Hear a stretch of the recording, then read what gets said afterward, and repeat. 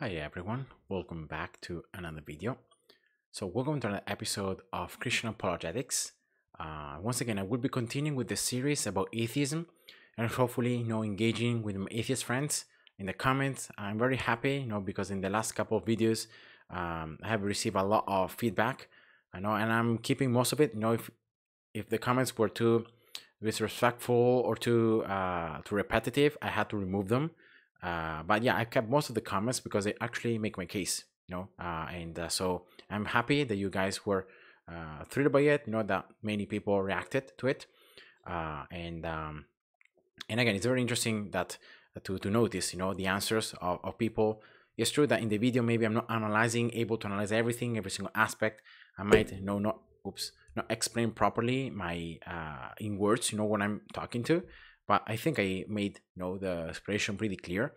So I hope that these videos are actually a bit more engaging, and hopefully they make, in this case, my atheist friends to think a bit more about atheism, what it encompasses, the definitions of atheism. And what I'm trying to do with these videos is not really to attack atheists or to share, oh, look at how dumb they are, or how bad they are, or how whatever. No, I'm not about that. Sometimes the comments just are self-explanatory, and even though if atheists might mock me or might discredit me or whatever, but I don't want to do the same. My goal is to just help and share some light on some issues that I think atheists don't really think much about. They just assume their worldview to be true, or they just assume certain things about their worldview, and they're not really critical thinking about that. And so in this video, I'm going to try to share with you some of the assumptions that atheism has. Atheism presents itself as a view about reality, about the world. I believe that there is no God, or a position that lacks belief in the existence of a God or gods because of the non-convincing evidence.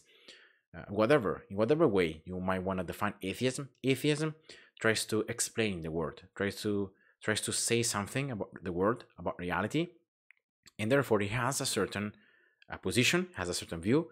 It needs a justification, it needs a defense of its position, and makes certain claims, and therefore has certain assumptions and certain implications.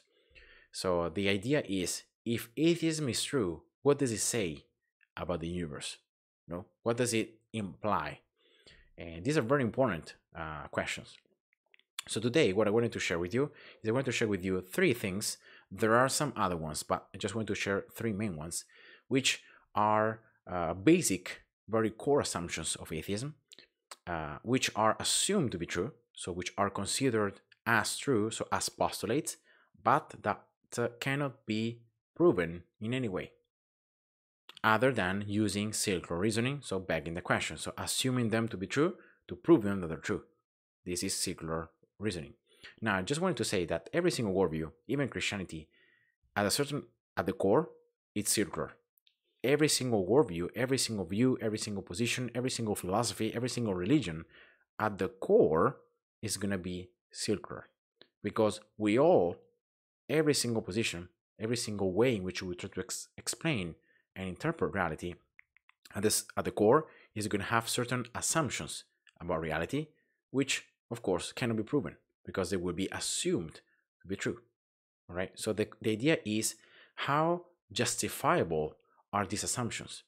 So how good justifications these assumptions have? And this is the question that I want you to ask yourself as we're going to go through this video.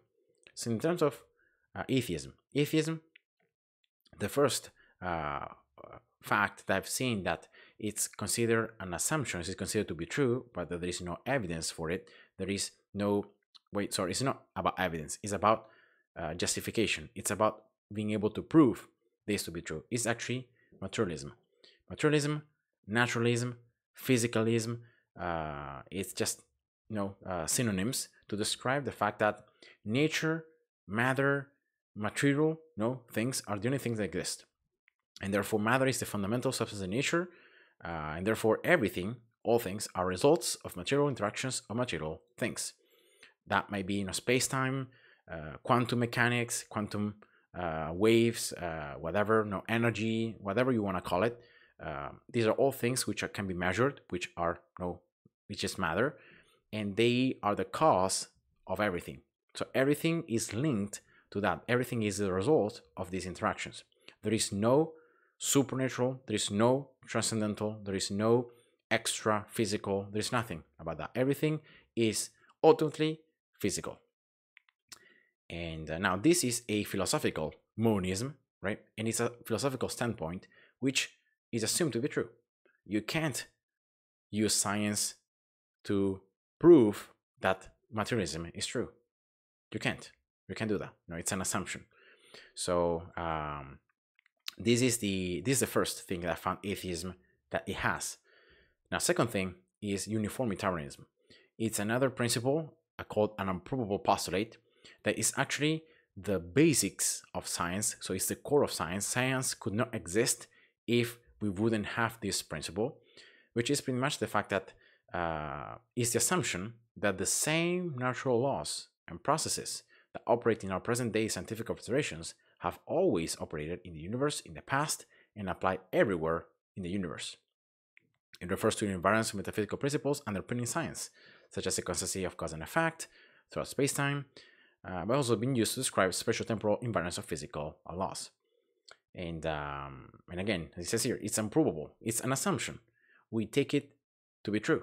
We can't prove it to be true because it's the basics of reason and logic and math and science, but we assume it to be true. In our experience, we have seen that the different laws of physics do not change. They behave always the same way. There are repetitive patterns that we see, so there are certain regularities, and therefore we just assume that these regularities were the same in the past, will be the same in the future, and that they do not change, even in parts of the universe which we cannot directly observe. And again, I'm talking here also about like electromagnetism. I'm talking about the strong and weak nuclear force.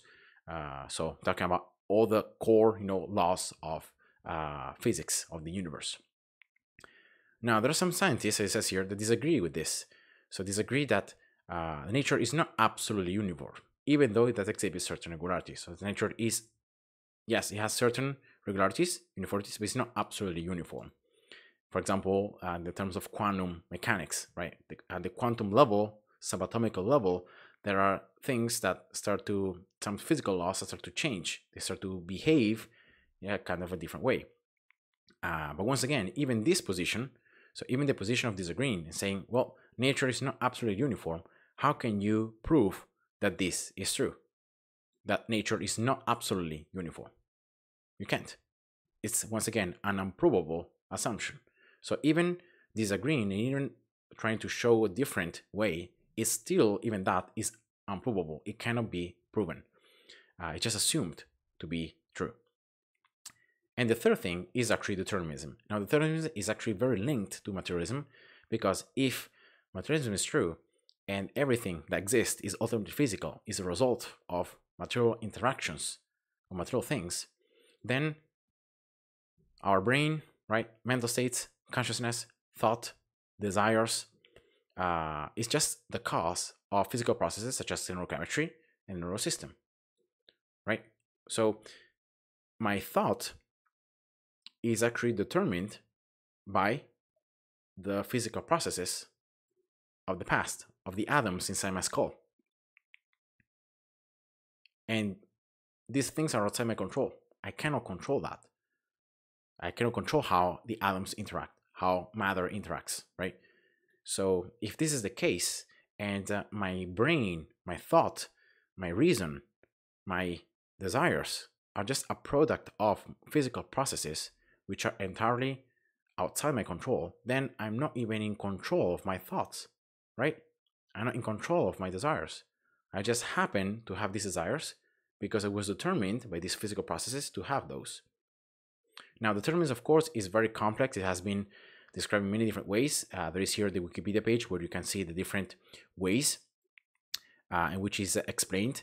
But the fact remains that if materialism is true, then determinism is just a consequence of this. Because if everything that exists is ultimately physical, is a result of material interactions and physical processes, then it has to be determined, right? Everything that happens is because of this kind of chain of cause and effect that is entirely outside our control. So an atheist nowadays, so you that you're watching this video and you are saying, wow, this guy is talking a lot of crap, well, you actually were determined to react and to believe that in the first place.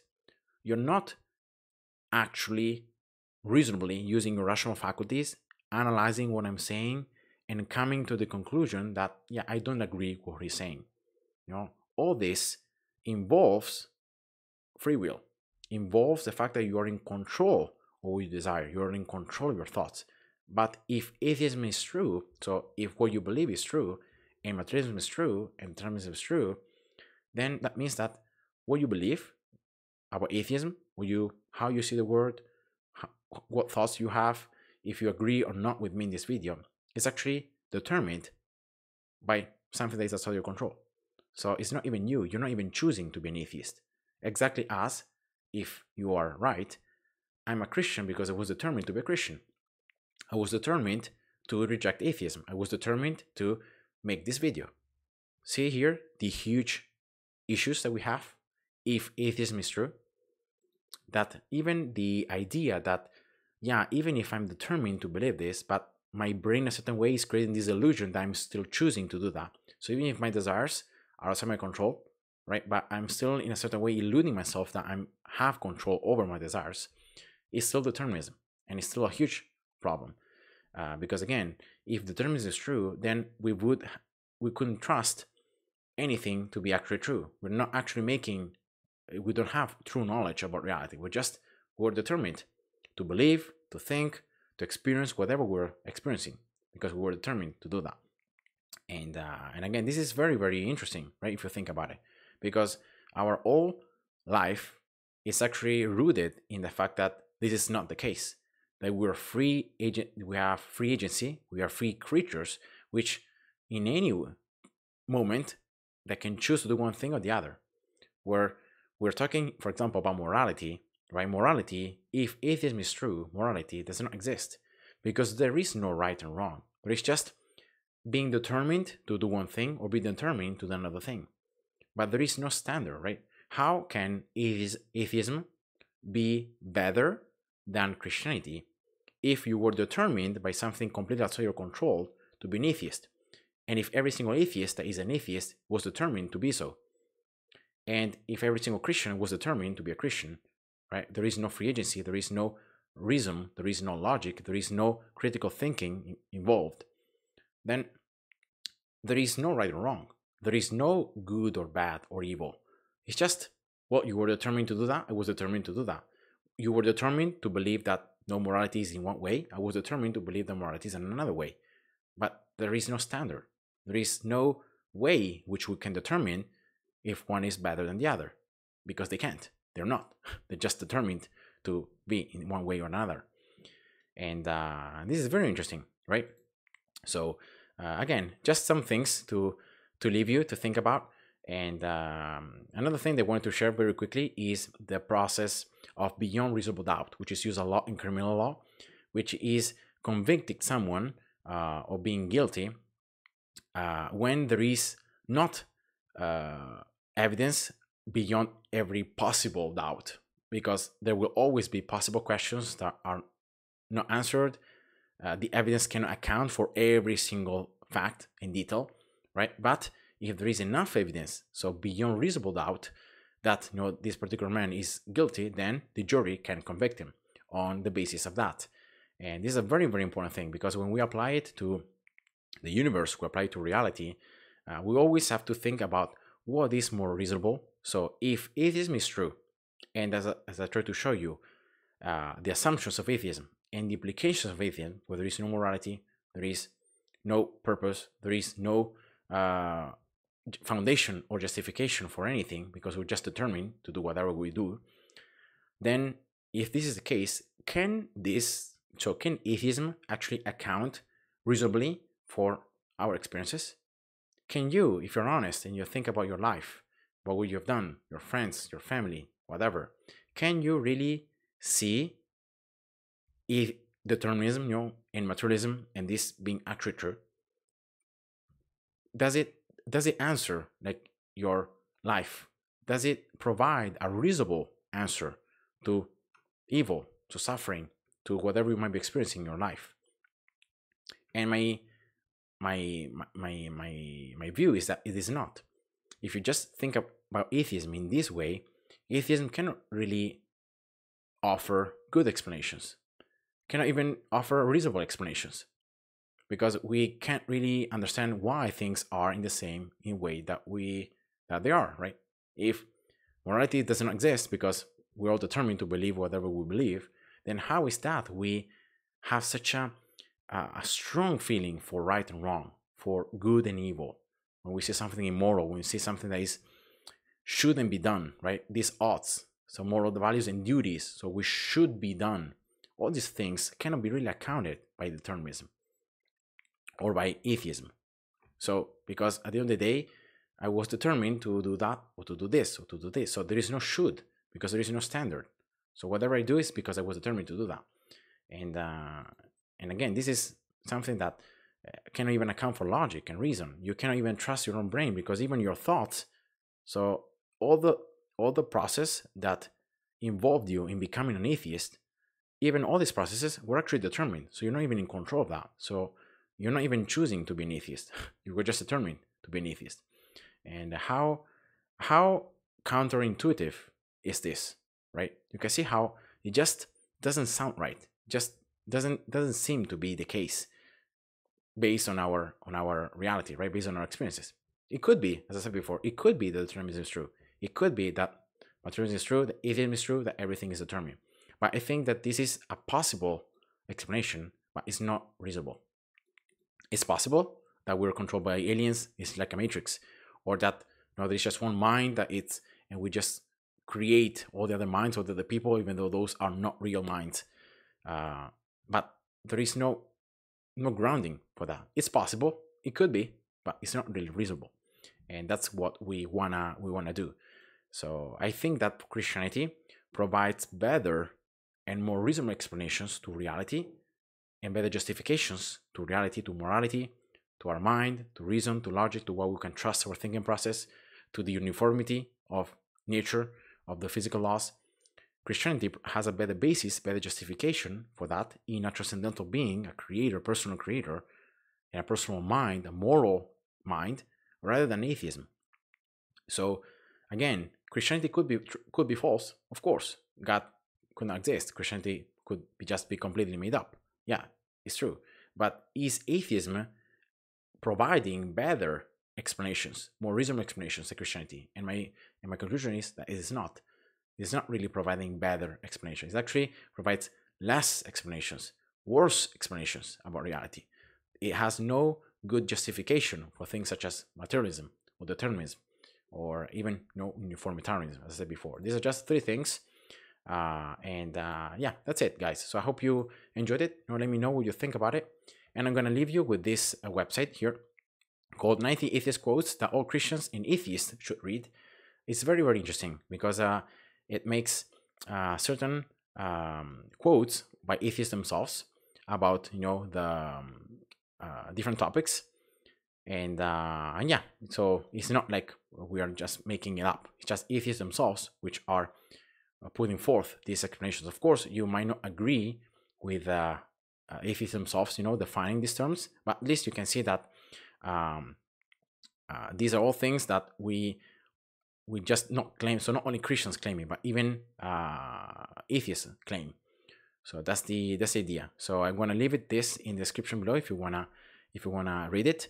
And yeah, hope you guys enjoyed. Thanks for watching. God bless you. See ya. Bye bye.